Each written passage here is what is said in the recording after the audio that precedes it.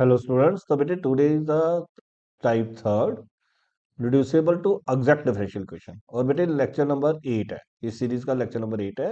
तो बेटे जो आज टाइप आएगी उसमें आपको बाहर एक्स वाई होगा, उसकी कोई पावर्स होंगी और ब्रैकेट में m y d x plus n x d y form होगी। और सिमिलरली एक और ब्रैकेट होगी, उसमें भी y d x plus q x d y होगा, उसके साथ कोई मल्टीप्लायर कोफिशिएंट लगे होंगे। तो मैंने जैसे इसमें एम एन दिया नाम, इसमें पी क्यू नाम दिया है। और बाहर भी एक्स की पावर्स होंगी, एक्स और वाई की पावर्स होंगी। तो आज इस कैटेगरी का क्वेश्चन जब आएगा तो इंटीग्रेटिंग फैक्टर जो है उसको निकालने का फॉर्मूला है एक्स की पावर एच वाई पावर के। और एच और के हमें खुद से निकालने पड़ेंगे, उसके लिए दो क्वेश्चन हमें याद करनी पड़ेंगी। और वो जो दो क्वेश्चन है वो है A plus H plus one over M, B plus K plus one over N, C plus H plus one over P, D plus K plus one over Q. सबसे पहले तो जब हमने ये टाइप शुरू करनी है तो हमें ये डिसाइड करना पड़ेगा कि ये टाइप वन जो मैंने लेक्चर 6 में डिस्कस की उस फॉर्म का तो नहीं है, जो लेक्चर सेकंड 7th में डिस्कस की उस फॉर्म का तो नहीं है। तो आज हम टाइप थर्ड पढ़ने लगे हैं। तो देखो हमें क्वेश्चन गिवन होगा। सबसे पहले तो इस टाइप में ब्रैकेट होगी और ब्रैकेट के अंदर दो टर्म्स ही होंगी। जैसे ये एक टर्म होगी एक्स वाई स्केयर, ये दूसरी टर्म होगी two x square y cube, ये एक टर्म होगी एक्स स्केयर वाई, ये दूसरी टर्म होगी minus x cube y square. अगर इसमें दो दो टर्म्स ही हैं तो फिर हो सकता है वो थर्ड टाइप। सबसे पहले हमने इसका देखा एक्स वाई स्केयर, तो एक्स वाई स्केयर की जो डिग्री है वो बनी 1 + 2 3। दूसरा है two x square y cube, इसकी डिग्री जो बनी 2 + 3 = 5। तो डिग्री सेम नहीं है। अगर डिग्री सेम नहीं है तो ये होमोजीनियस नहीं है, तो मींस जो हमने लेक्चर 6 डिस्कस किया हुआ है वो कंसेप्ट नहीं लगेगा। फिर हमने सेकेंड टाइप देखी, तो उसमें बताया था आपको बाहर अंदर एक्स इंटू वाई वाली फॉर्म होगी, बाहर वाई डी एक्स होगा, तो वो वाली फॉर्म भी नहीं है, तो वो वाला भी नहीं लगेगा। तो नेक्स्ट टाइप क्या है, इसमें भी दो टर्म्स होंगी और इसमें भी दो टर्म्स होंगी। Whenever there are two two terms in m and n then we can think कि ये वाला कंसेप्ट लग सकता है। तो सबसे पहले हमने कंपेयर किया, तो एम आ गया एन आ गया, डेरिवेटिव निकाले, कल एम बाय कल वाई और कल एन बाय कल एक्स निकाला और वो इक्वल नहीं आएंगे। तो जब इक्वल नहीं आएंगे तो इक्वेशन एग्जैक्ट नहीं होगी। तो एक्स वाई स्क्वायर का डेरिवेटिव क्या बन रहा है, 2xy। इसका डेरिवेटिव क्या बनेगा, y के साथ कर रहे हैं तो 6x² वाई स्क्वायर, इसका x के साथ कर रहे हैं तो 2xy, इसका x के साथ करेंगे तो 3x² वाई स्क्वायर। तो इक्वल नहीं आए हैं। तो जब इक्वल नहीं आए हैं तो फिर इट मीन दिस एग्जैक्ट नहीं है। तो हमें टाइप हमने डिसाइड की, तो जो टाइप टाइप वन भी नहीं है, टाइप टू भी नहीं है, और आज टाइप थर्ड का टाइप का क्वेश्चन है। तो हमने क्या करना है, हमने पेयरिंग करनी है। एक टर्म हमने इधर से लेनी है, जैसे मैंने x Y square D x लिया, और एक टर्म हमने इधर से लेनी है x square Y D y. दो दो टर्म्स को पेयर करना है। जब हमने पेयरिंग की तो एक term X Y square D X आ गया, एक X square Y D Y आ गया। सिमिलरली एक टर्म हमने ली 2x² Y cube D X, एक ली हमने -x³ Y square D Y. और पेयरिंग करने के बाद बेटे हमने कॉमन निकालना है। कॉमन निकाल के देखो जो भी कॉमन आएगा वो निकालना है। तो जैसे इसमें से अगर मैं कॉमन निकालूं तो इसमें से जो कॉमन आएगा, इसमें से कॉमन आएगा एक्स एंड वाई, तो अंदर क्या बच जाएगा y d x plus x d y. इसमें से जो कॉमन आएगा वो क्या आ रहा है, x square and y square, और अंदर बच जाएगा 2y dx minus x d y. अब देखो जब हमने पेयरिंग की ना तो अंदर हमेशा वाई डी एक्स और एक्स डी वाई ही बचना चाहिए। बाहर एक्स और वाई की कोई पावर्स आएंगी, एक्स और वाई जो मर्जी आए, लेकिन अंदर हमेशा वाई डी एक्स और एक्स डी वाई ही बचना चाहिए। अगर y d x plus x d y नहीं बच रहा है तो मीन्स हम कहीं गलती कर रहे हैं। हो सकता है हमें जब पेयरिंग करनी पड़े, तो जैसे मैंने इसमें से पहली ब्रैकेट की फर्स्ट टर्म, सेकंड टर्म थी, थर्ड टर्म थी, फोर्थ टर्म थी, तो मैंने पेयरिंग की फर्स्ट और थर्ड की, सेकंड और फोर्थ की। हो सकता है हमें फर्स्ट और फोर्थ की करनी पड़े। तो वो हमें खुद से डिसाइड करना है कि कैसे पेयरिंग करें, और पेयरिंग करने के बाद जो अंदर ब्रैकेट आए उसमें y d x plus x d y आना जरूरी है। जब ऐसे हो जाएगा तो आपने फिर इसको स्टैंडर्ड इक्वेशन से कंपेयर करना है। स्टैंडर्ड इक्वेशन मैंने अभी ऊपर बताई आपको क्या थी, एक्स की पावर ए वाई की power b m y d x plus n x d y, x की पावर सी वाई की power d p y d x plus q x d y. तो ये ए हो जाएगा, एक्स की power one ये ए हो जाएगा, वाई की पावर बी ये वन हो जाएगा, जे एम वाई डी एक्स जे एम हो जाएगा, एन डी वाई जे भी वन हो जाएगा, जे सी हो जाएगा, जे डी हो जाएगा, जे पी का काम करेगा और जे क्यू का काम करेगा। तो क्यू क्या हो जाएगा हमारे पास -1। सबसे पहले हमने स्टैंडर्ड इक्वेशन से कंपेयर करके इंटीग्रेटिंग फैक्टर निकालने का फॉर्मूला है एक्स की पावर एच इंटू वाई की पावर के, और एच और के निकालने के लिए अपने ये दो इक्वेशन खुद से लिखनी है। और इन दो क्वेश्चंस में हमने सब्स्टिट्यूशन कर दी। ऊपर हमारे पास सारी वैल्यूज हैं, ए की है, बी की है, एम है, एन है, सी है, डी है, पी है, क्यू है। सब्स्टिट्यूशन करके उसको सिंपलीफाई किया, तो इधर सोल्व किया तो मेरे पास आ गया एच इज इक्वल टू के। इधर से सोल्व करना शुरू किया तो एच प्लस 3/2, के प्लस 3/-1, माइनस मैंने इधर मल्टीप्लाई कर दिया, 2 मैंने इधर मल्टीप्लाई कर दिया। उसके बाद देखो एच इधर क्या आया है, के, तो एच की वैल्यू मैंने इधर के डाल दी। तो साइमल्टेनियसली दोनों को सोल्व करके आपने एच और के निकाल लेना है। तो जो एच और के आ गया हमारे पास, के की वैल्यू जैसे आ गई -3, तो वही एच और के इक्वल है, तो एच की वैल्यू भी -3 हो गई। और हमारा इंटीग्रेटिंग फैक्टर क्या चल रहा है, एक्स की पावर एच, वाई की पावर के। एच और के की वैल्यू सब्स्टिट्यूट कर दी, तो सोल्व करके बन गया 1/x³ y³। तो 1/x³ y³ से हमने इसको मल्टीप्लाई करा दिया, मल्टीप्लाई 1 बाय इंटीग्रेटिंग फैक्टर। तो जो मेन क्वेश्चन होते हैं उसको इंटीग्रेटिंग फैक्टर से जब हम मल्टीप्लाई कराते हैं तो ऑटोमेटिकली वो एग्जैक्ट बन जाता है। आप चेक कर सकते हो एग्जैक्ट बना कि नहीं बना, लेकिन there is no need to check. हमने उसको सेपरेट किया,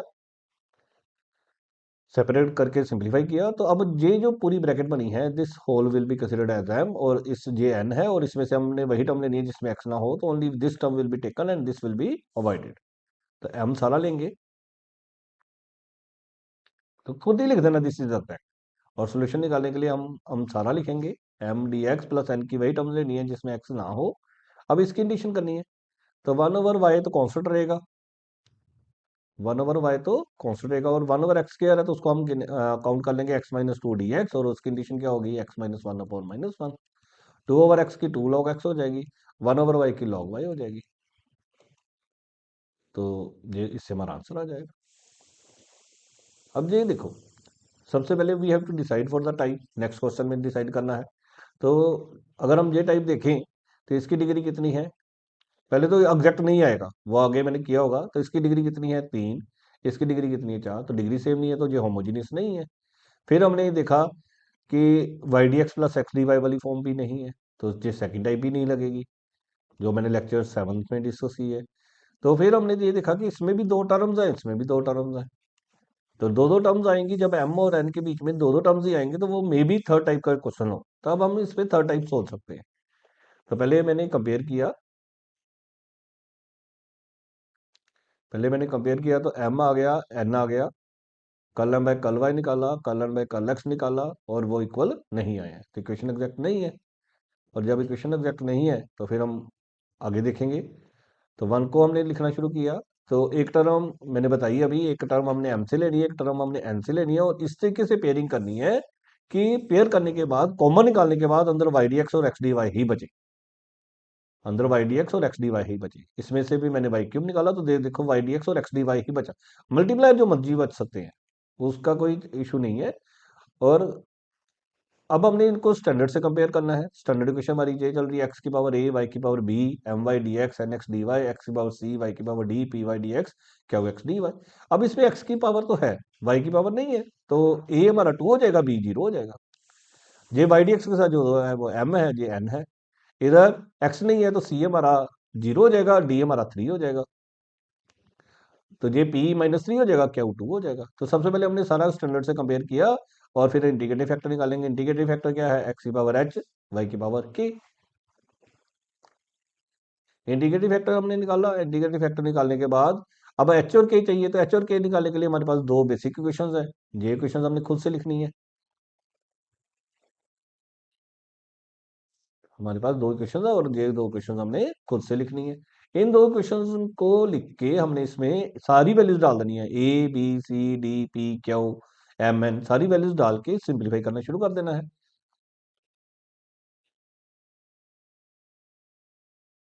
तो देखो दो साइमल्टेनियस इक्वेशन हमारी सॉल्व हो रही है, ये क्रॉस मल्टीप्लाई करके। अब देखो, जैसे पिछले लोग अभी क्वेश्चन डिस्कस किया उसमें एच और के इक्वल आ गए थे, इसमें अब दो इक्वेशन बन गई है, तो इन दोनों इक्वेशन को हम साइमल्टेनियसली सोल्व कर सकते हैं। तो मैंने क्या किया, एच बैलेंस के बैलेंस किए, इसको मैंने 3 से मल्टीप्लाई करा दिया, 6 के बन जाएगा, इसको मैंने 2 से मल्टीप्लाई करा दिया, 6 के बन जाएगा, और दोनों को ऐड करा दिया। जब दोनों को ऐड किया तो के से के कट गया, और मेरे पास एच की वैल्यू आ गई। तो देखो एच की वैल्यू जो आ रही है -49/13 आ रही है। फिर मैंने 2 में डाला, उसको सिंप्लीफाई किया, और के निकाल लिया। अब मेरे पास एच भी आ गया है, के भी आ गया है।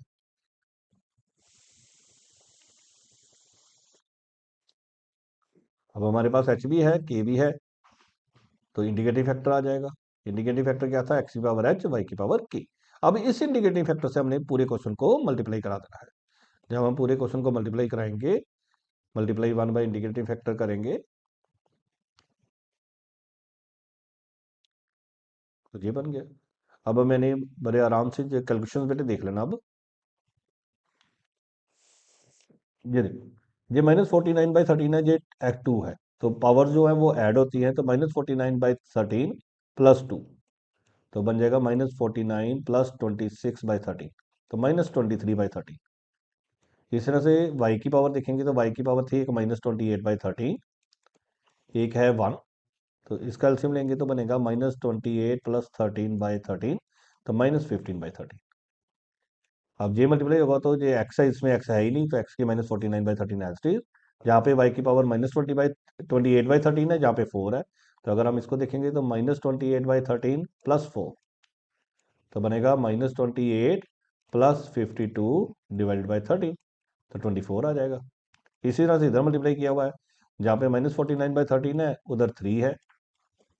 -49/13 प्लस 3 करेंगे तो एल्सियम लेंगे तो -49 प्लस 39/13 बनेगा, तो -10/13 आ जाएगा।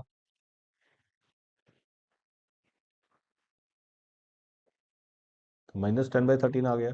y की पावर, y इसमें नहीं है, तो y की -28/13 ही रहेगा। अब ये -49/13 है और इधर 1 है, तो -49/13 और 1 को जब ऐड करेंगे तो बन जाएगा -36/13।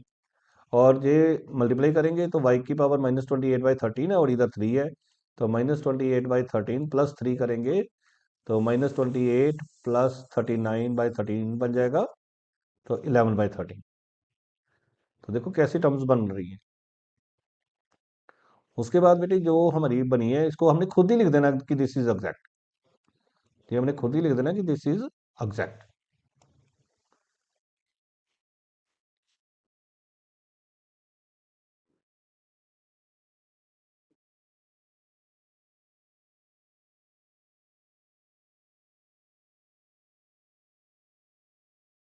तो ये एग्जैक्ट आ गया हमारे पास। उसके बाद सोल्यूशन का फॉर्मूला क्या है? m तो हमने सारा लिख देना है, n की वही टर्म लेनी है जिसमें x ना हो, तो इसमें भी x है और इसमें भी x है, तो कोई भी टर्म नहीं लेंगे, तो 0 dy आ जाएगा। अब इसकी इंटीग्रेशन करनी है, तो because we are doing the integration with respect to x, तो y तो कांस्टेंट रहेगा, और -23/13 है पावर। हमें मेनली इंटीग्रेशन करनी है x की -23/13 की। तो आपको पता है इंटीग्रेशन जब करते हैं तो उसकी पावर में एक बढ़ जाता है, तो -23/13 में एक इंक्रीज कर देंगे, तो वो बन जाएगा 10/13, तो वही -10/13 बन जाएगा, ऊपर -10/13, नीचे भी -10/13। इस तरह से जो -49/13 है, इसमें एक इंक्रीज करेंगे, तो -49/13 में जब एक इंक्रीज करेंगे तो वो बनेगा -36/13, ऊपर भी -36/13, नीचे भी -36/13, और वाई वाली टर्म तो एज इट इज रहेगी। इसके बाद ये बेटे 13 ऊपर गया तो 26/10 बन जाएगा, इधर 39/36 बन जाएगा।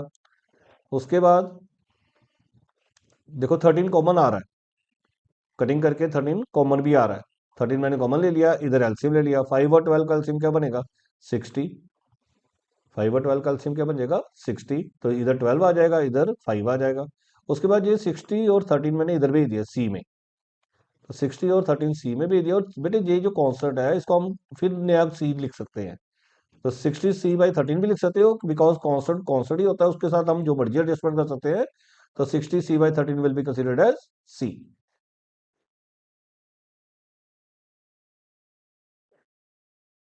तो बेटे ये आज थर्ड टाइप हमारी डिस्कस हो गई है। नेक्स्ट डे हम नई टाइप डिस्कस करेंगे। Thank you.